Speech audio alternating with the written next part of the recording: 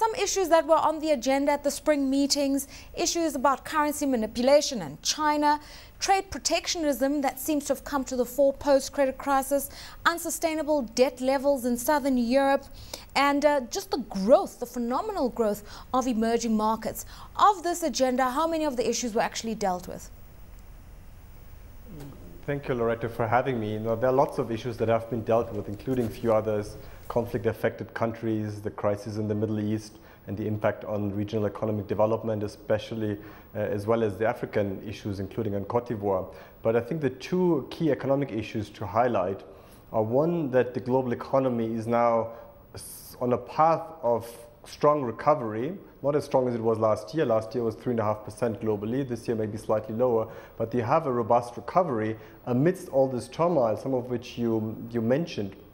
And the second issue links to the debt challenges that you highlighted as well, which is that if you just take the emerging economies and the rich countries, you have a complete inversal of the situation that you had a few decades ago. Now it is the rich countries which are heavily indebted, above 100% of GDP, and the emerging economies which are declining. And maybe let me just, Loretta, add a third point, which our president and the World Bank put at the center of the spring meetings, which is the issues related to the increase in food prices, which have risen by 30% over the last 12 months, and which pose a heavy burden and tax on the poor.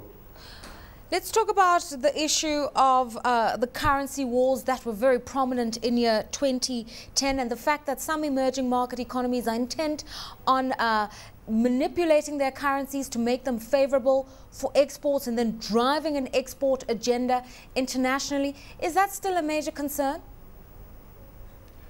I guess it is a concern, given we are now in a new world, which is a multipolar world, and you see not just the trade issues between China and the US, but also with other emerging economies. And as you indicate, it needs also two to tango. So the question of the US monetary policies come into play, which then generates the capital that's then being translated or flooded into other markets.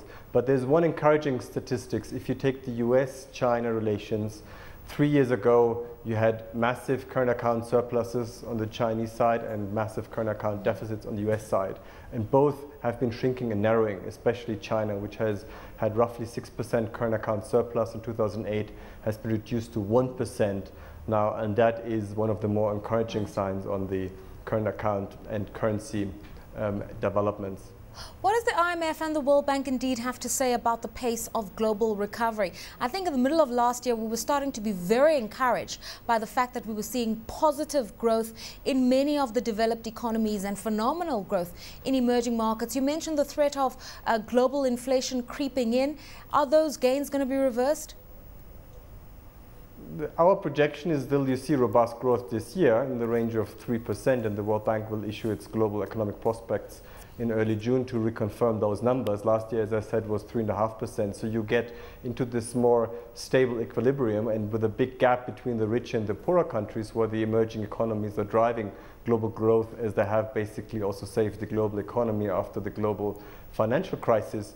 But as you highlighted, the issue of inflation, especially food and fuel, are those which are the biggest risks out there. And if you would see a continuation of the Middle East crisis and even an acceleration of that crisis and much higher fuel prices, then this recovery would be at risk.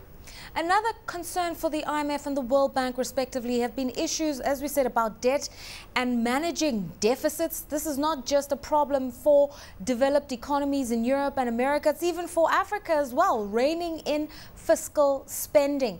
The fact that some countries are indebted to the tune of 100% GDP, how does Africa fare, and how much pressure is there for Africa to continue to rein in public spending? Now, Africa fares pretty well now compared to a few years ago and compared to the rich countries. So on average, Africa is 50% or less, partly also because Africa is not borrowing as heavily on the international markets as rich countries and emerging economies are doing, and also partly because of the success of debt relief, which have brought debt levels lower. Now, the country I'm working in and living in, Kenya, has had remarkable debt reduction to 40% GDP until 2008, and then, like other countries, embarked on a fiscal stimulus that had increased that debt levels to 60% now. So that's more a typical African story that saw increase in debt levels, but not of the same amount as the rich countries. But now it's the time to rebuild those buffers and to get on a lower trajectory of debt reduction. But it is important again to highlight that enormous divergence between the rich countries, which have the OECD countries roughly 110, 120% debt of GDP, where the debt reduction will be the dominant policy economic agenda of those countries for the years to come, and the emerging economies, which despite the global crisis have seen reduction in debt levels, where actually the expansion of social security, of infrastructure is possible because of those buffers they have created. At the South Korea summit late last year, the whole question of raising the profile of developing economies within the executive structures of the IMF and the decision-making bodies was a key issue of reform of some of these multilateral Bretton Woods institutions. And what we did see in Korea was the shifting of about 6% of IMF votes to some of the fastest growing economies. Now we know that Africa has 6 out of the 10 fastest growing economies. Are we seeing more African representation? Now, what happened over the last years, including in Korea, was very encouraging. Now, in the IMF, the emerging economies have 40% of the voting shares. And Africa indeed has many high-growing countries, but they're growing still from a low base. So on a global economic scale, they don't weigh a lot yet. The same was true for India or China 20, 30 years ago. So with a continued economic acceleration, those countries will be heard more. With respect to my institution, we had our own reform that had been endorsed a year ago, and one of the elements was to increase the African chairs at our board of directors, which now increased to 3 chairs out of the 25 board members. So at least you see some degree of African better representation in our management. All right, let's talk about credit facilities for Africa, because this is where the IMF comes to the fore. And we know that in 2009, lots of questions were raised about the liquidity of the IMF and its financial standing in playing its role in bailing out economies. The World Bank, on the other hand, doesn't have that issue, but has been asked to be a little more flexible in terms of criteria applied for developmental projects in Africa and not be so strict on conditionalities. Have we seen any such changes? Well, I think both institutions adjusted to the new realities of the world, not just in Africa. The fact being that fortunately there has been growth across all the developing world. Africa has achieved growth of 5% or more over last decade in many other countries. So that means a completely different environment for our institutions to work in. It's not anymore about building roads or building schools. It's about helping governments to build lots of roads and to build lots of schools.